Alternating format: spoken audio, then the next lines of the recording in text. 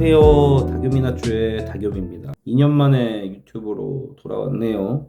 뭐 기다리신 분은 안 계시겠지만 저는 유튜브를 다시 이렇게 시작을 하려고 하는 이유가 이 일기장에 써야 할 제 생각과 이야기를 이제 유튜브를 통해서 공유를 함으로써 가장 첫 번째는 제 정신적인 이제 스트레스를 해소하는 거고요. 그리고 신청하시는 분들도 이제 보시고 같이 공유하고 공감하는 영상을 만들고 싶었습니다. 그냥 뭐 결국은 그냥 제가 만들고 싶고 저 혼자 주저리 떠들고 싶어서예요. 그래서 오늘의 주저리는 공무원 퇴사입니다.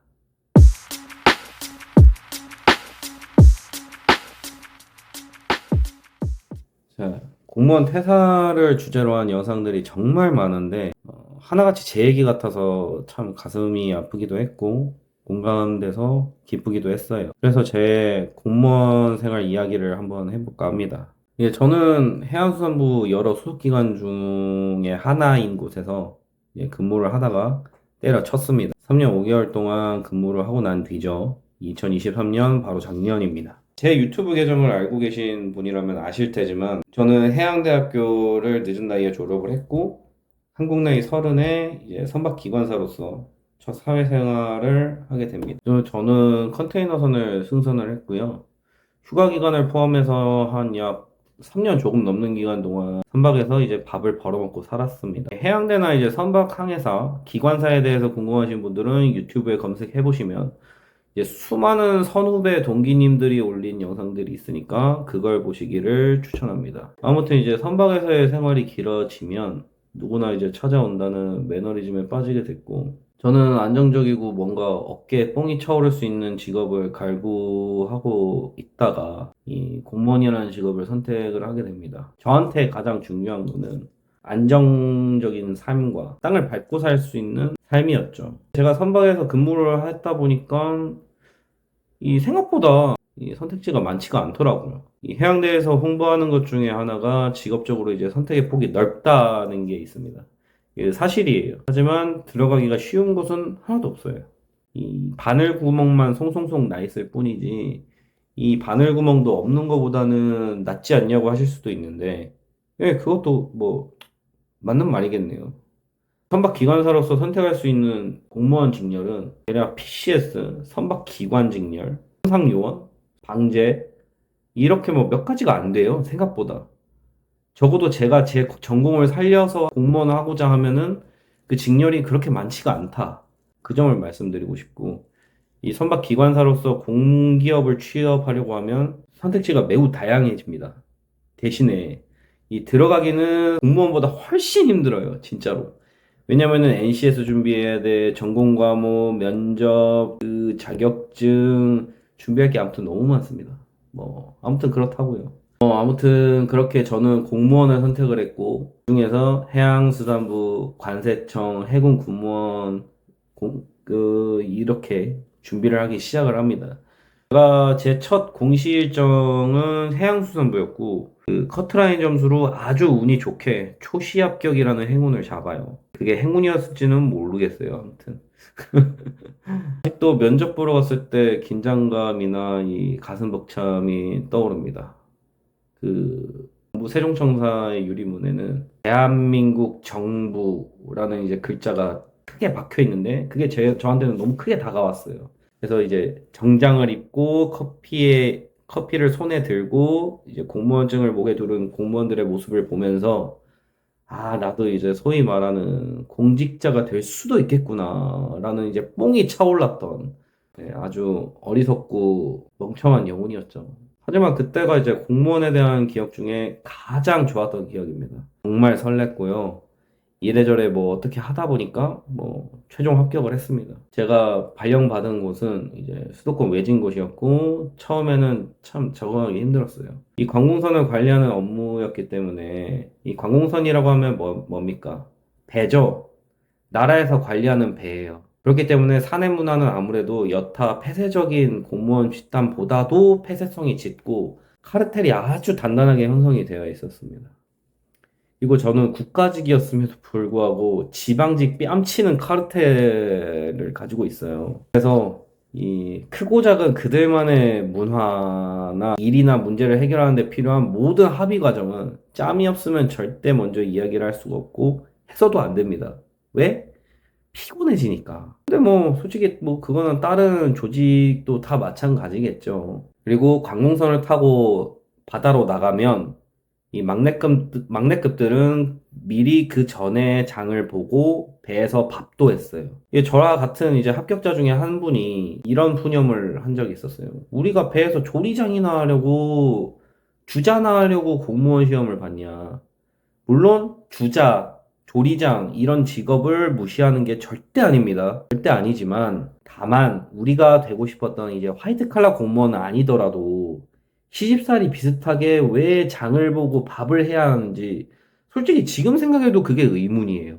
보세요. 조리직, 위생직 뭐 이런 직렬이 버젓이 있는데 우리 기관이랑 안 맞다느니 TO가 안 내준다느니 예산이 어쩌고 저쩌고 하면서 요리랑 상관도 없는 직렬의 사람들이 장 보고 아주 그냥 럴쥐병을 저는 솔직히 지금도 이해가 안 갑니다. 물론 뭐 요리하는 게 재밌다, 좋다 그렇게 말씀하시는 변태 같은 분들도 현직에 분명히 계셨기 때문에 뭐 이쯤 이야기하겠습니다. 근데 저는 이해가 안 가요.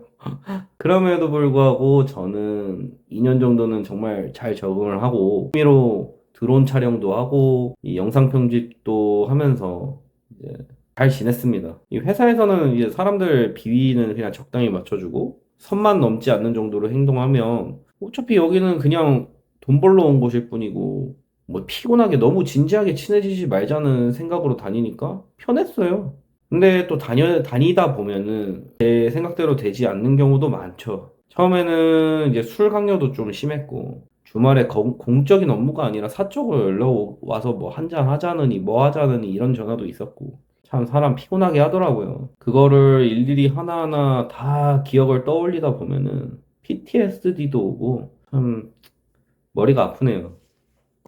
아무튼 뭐 나름 잘 적응하던 저는 지금의 아내인 이제 미나추를 만나면서 공직 생활이 조금씩 흔들리기 시작했던 것 같아요. 제게 인간관계는 이제 여자친구가 최우선이었습니다. 왜냐? 진짜 내 가족이 될 사람이니까. 그래서 저는 여자친구한테 제가 가진 모든 시간과 노력을 다 올인을 했어요. 그만큼 좋아했고 사랑했으니까. 물론 지금도. 하지만 이제 출장 나가서 이제 미나추와 전화하고 주말에는 이제 장거리 커플로서 이제 왕래를 왔다 갔다 하다 보니 제게 이제 직장 동료들은 솔직히 그냥 일 같이 하는 사람 정도일 뿐이었어요. 그래서 인간적인 교류를 그다지 못했죠. 예. 그렇다고 뭐 제가 제 본 업무에 손을 아예 놓거나 하지는 않았고 나름 열심히 했습니다. 그리고 제가 있었던 곳의 업무가 쉽기도 했어요. 민원이 있어요. 뭐가 있어요. 비중이 없는 부서였기 때문에 솔직히 없어져도 대한민국에서 없어져도 될 투자들을 위한 그거 부서였기 때문에 뭐 이거를 보고 기분 나쁘신 쪽에 계신 분들 저를 아시는 분들 댓글 다십시오. 상관없습니다. 뭐 제가 뭐 명칭을 공개한 것도 아니고 욕하려고 말씀드린 것도 아니고 그냥 팩트만 말씀드리는 겁니다. 팩트만.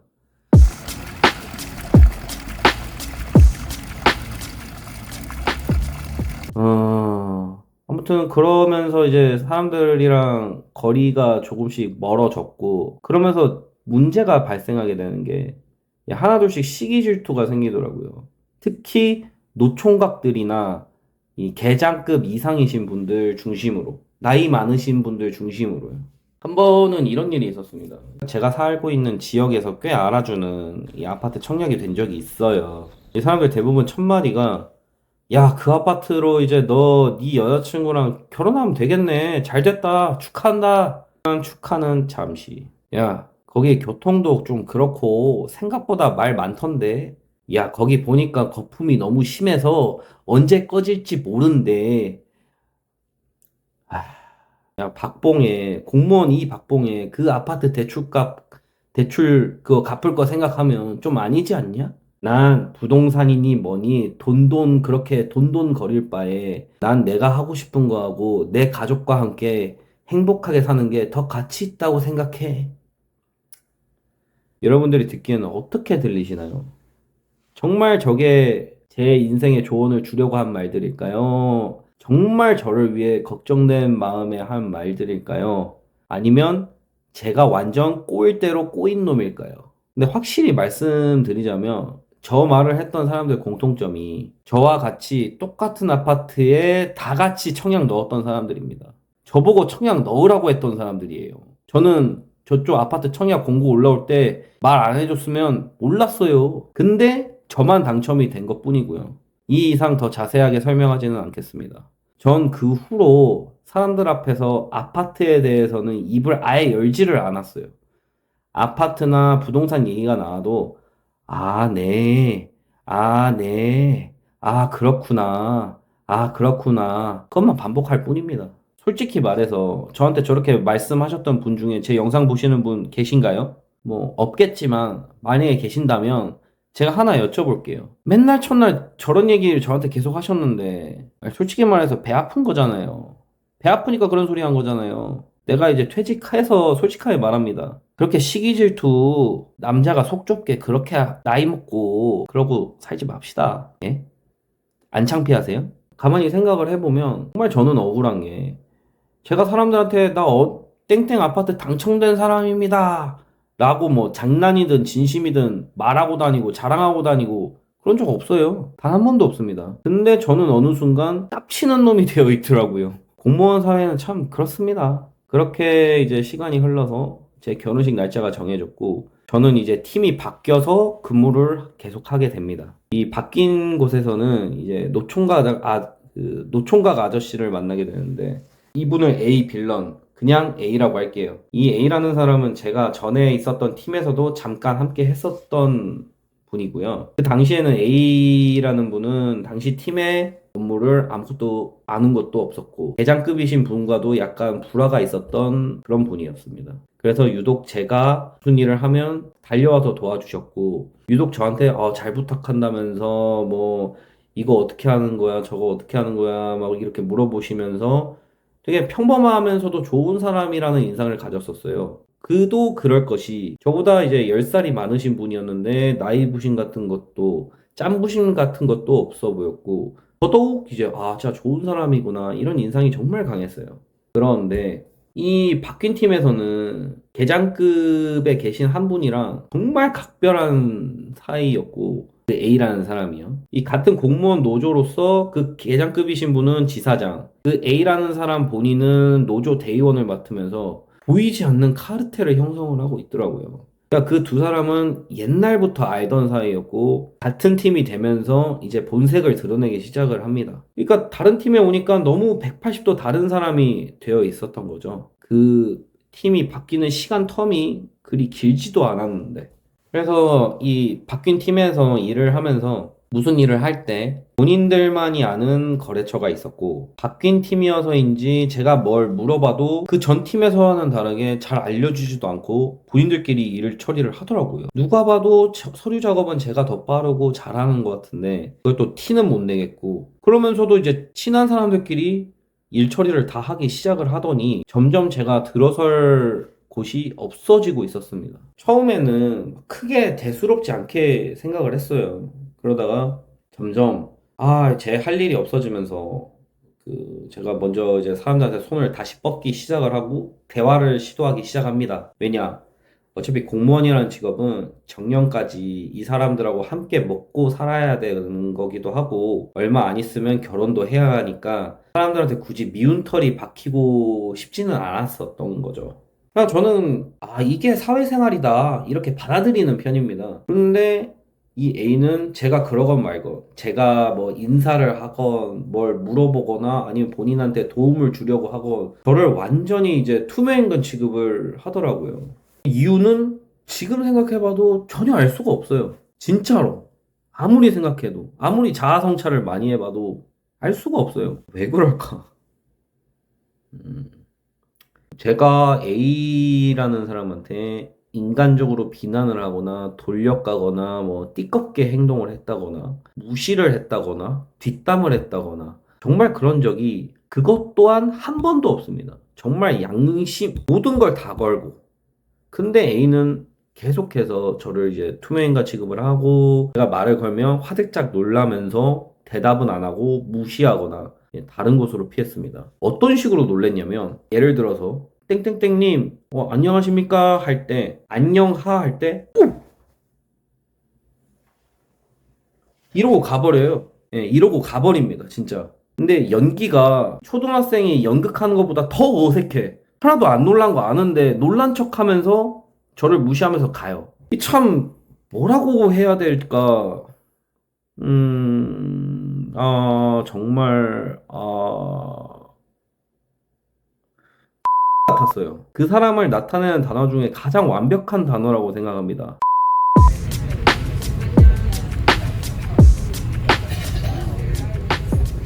이제 결혼식 대략 한 달 정도 남겨놓은 어느 날이었습니다.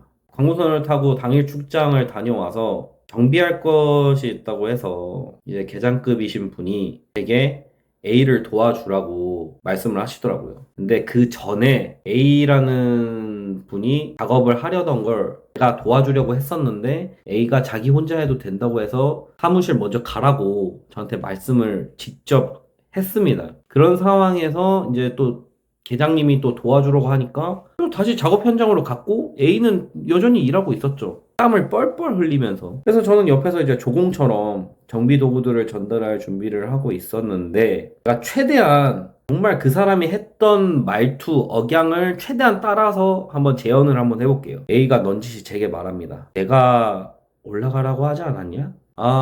땡땡땡님이 그래도 이제 도와드리고 오라고 말씀하셔서 왔습니다. 너 일부러 나 엿먹이려고 이러는 거야? 네? 이렇게 5초 정도의 정적이 흐르고 깔깔이 소리만 들릴 뿐이었어요. 근데 제가 생각해보니까 너무 화가 나는 거예요. 그래서 제가 먼저 한마디를 던집니다. 제가 A님한테 뭐 잘못한 게 있습니까?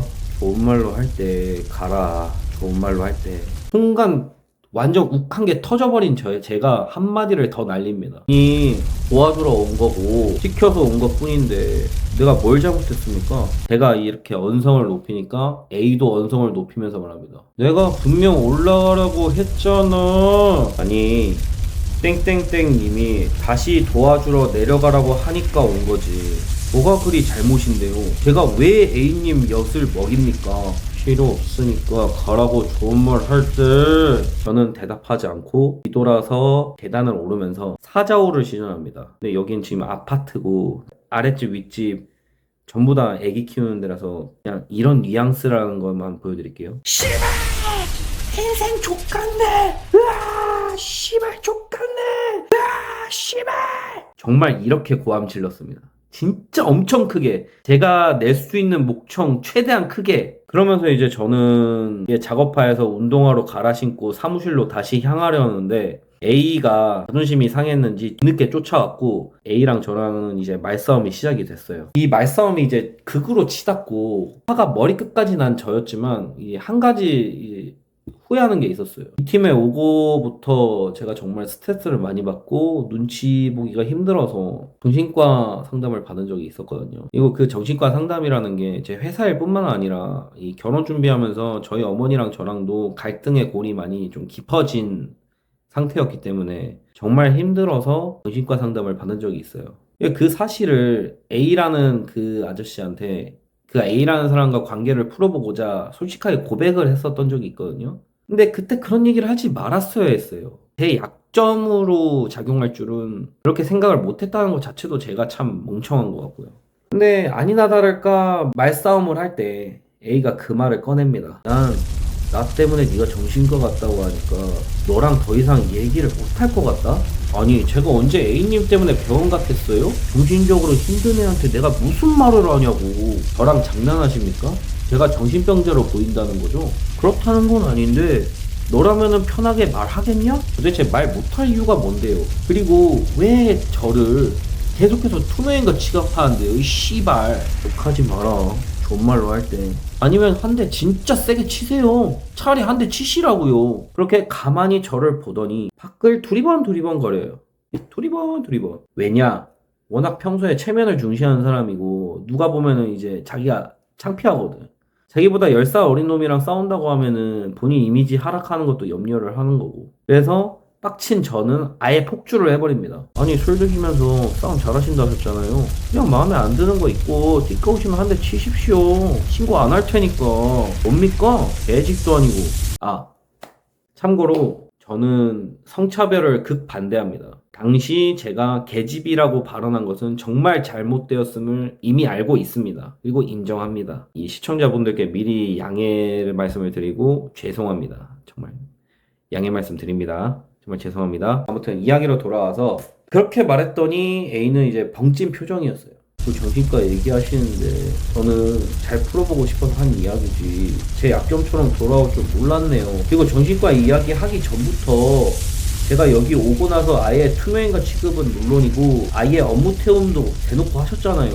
지금도 그래놓고 저 일 안 한다고 욕할 거고 뒤에서 그럼 나보고 어쩌라고요. 저는 완전 아웃사이더 빙의한 것 마냥 언성을 엄청 높여가면서 따져 물었고 A는 이제 차분하게 듣더니 마지막 말을 남깁니다. 야 이제 할 말 다 했냐? 속은 후련하냐? 정말 이게 대인배스러운 마무리였죠. 근데 그래봤자 뭐합니까? 업무 태움과 왕따 정치는 더 심해질 뿐이었어요. A는 이제 있을 때 특히 자기 사람들이 옆에 있으면 엄청 기고만장해지고 아까처럼 단둘이 있을 때는 말을 잘 못해요. 그러니 저 때는 제가 쇼미더머니 우승 후보급으로 잘 따져도 말을 못하지만 자기 편이 옆에 있다. 높은 사람 자기 편이 옆에 있다 하면 상대 의견은 묵살해버리고 아주 그냥 기고만장해져서 언성을 더 높이는 거예요. 그렇게 이제 제 결혼이 임박해 오면서 제가 속해 있던 팀에서는 제 결혼에 대한 이야기는 단 한 번도 나온 적이 없습니다. 아무리 직장이지만 적어도 가까운 동료들이 결혼에 대해서 이야기도 하고 진심이든 가식이든 이제 걱정과 축하도 해주고 그런 게 정상이잖아요. 근데 저는 그냥 투명 인간이었고 아무 힘없는 홍보풍선과도 같은 존재였어요. 홍보풍선. 사람들은 제 결혼 날짜만 스케줄표에 적어둘 뿐이었고 아무도 관심이 없었습니다. 솔직히 그동안 저랑 잘 지냈던 사람들도 크게 관심을 가지지 않으려고 하는 걸 보고 이 적잖은 이 실망을 하게 됐죠. 제 직장에서 온 사람은 막내 라인 2명 그리고 A와 각별한 그 계장급 그 한 분이었는데 이분은 결혼식을 다 끝나고 왔어요. 인사 거의 다 돌렸는데 솔직히 왜 왔는지도 모르겠어요. 지금 생각해봐도. 결혼식이 이제 다가오니까 어머 우리 찐친 결혼인데 제가 가서 봐야죠 하던 여자분, 다겸씨 결혼 축하드려요 꼭 갈게요 했던 동갑내기 남자분, 같이 고기도 먹고 담배 피면서 한다 했던 직장 동료 형님분들, 막내 라인 2명 빼고 아무도 제 결혼식에 오지 않았습니다. 그때 저는 이제 결심합니다. 아, 이 말뿐인 인생이지만 정말 말뿐인 사람들이구나. 이곳에서 내가 누릴 수 있는 거는 단지 목숨을 연명하는 것 뿐이겠구나. 이런 공산주의 같은 곳에서 벗어나야겠다. 여긴 정상이 아니다. 그렇게 이제 우여곡절이 많던 제 결혼식은 성사가 되었고 저는 미나추와 신혼여행을 떠나게 됩니다. 이 크로아티아에서의 하루하루는 정말 힘들었지만 꿈만 같은 시간들이었습니다. 그리고 크로아티아 밤에 저는 미나추에게 고백을 합니다. 자기야, 나 정말 못하겠어. 제 속마음을 이야기하는데 2시간이 걸린 것 같아요. 그렇게 이제 퇴사 결심을 하고 신혼여행을 다녀와서 대략 한 3주 뒤 의원면직 의사를 밝힙니다. 예상했던 대로 아무도 관심도 없었고 오히려 제가 맡던 일에 더 괜한 핀잔을 주거나 A는 더욱더 노골적으로 저를 갈구려고 하더라고요. 그만둔다고 뭐 그게 다냐느니 일하는 사람만 일하냐느니 사람들 있는 앞에서 보통 그만둔다고 하면 안 건드는 게 상식인데 정말 지금 생각해봐도 상식이라는 게 있는 사람인지 의문이 듭니다. 저는 어차피 그만둘 거 한번 크게 한번 터트려 볼까 하다가 진짜 한다이 한번 떠? 그 생각이 들 정도로 터트릴까 하다가 미나추가 늘상 했던 말이 이제 생각이 났어요. 오빠 새로운 일을 이제 시작을 하고 싶으면 거기는 이제 무조건 조용히 하고 나와. 뭐 저는 마누라 말을 참 잘 듣거든요. 이 불쌍한 중생들아 이 마인드로 계속 참고 대략 3주 정도 더 있다가 의원명직 처리가 되게 됩니다. 이 퇴사를 하고 제게 연락 오신 동료분들이 몇 분 계신데 죄송하게도 저는 당시 몸담았던 기관과 당시 직렬 쪽 사람들은 아예 인연을 끊고 싶었고 뭐 지금도 그러하기에 연락은 받지 않았습니다. 혹시나 본 영상을 보고 계시는 분이 계시다면 정말 죄송합니다. 우리의 인연은 하지만 여기까지입니다. 하시고 계신 공직생활 잘 하실 수 있기를 기원합니다. 이거 돌이켜보면은 정말 힘든 나날이었고, 공직생활뿐 아니라 결혼으로 말미암은 부부간의 갈등도 정말 극심했던 지난 23년이었기 때문에 정말 제게 2023년은 제게 기쁘고 행복하고 뜻깊고도 가장 고통스러운 한 해였습니다. 공무원과 이제 공무원 조직의 단점은 워낙 유튜브 영상들이 깔리고 깔려서 굳이 구구절절 설명드릴 필요는 없겠습니다. 저처럼 뭐 민원이 있는 업무가 아니었음에도 이렇게 빡셌으면 민원까지 있으신 분들은 정말 리스펙합니다. 진짜로. 이 간절함과 지루한 노력으로 가득 찼던 제 공시 시절이 공무원 시절 중 가장 안쓰러우면서도 가장 멋있는 추억이었던 것 같습니다. 마치 자대 배치 받기 전에 훈련소 때가 가장 기억에 남는 것처럼이라고 해야 될까요?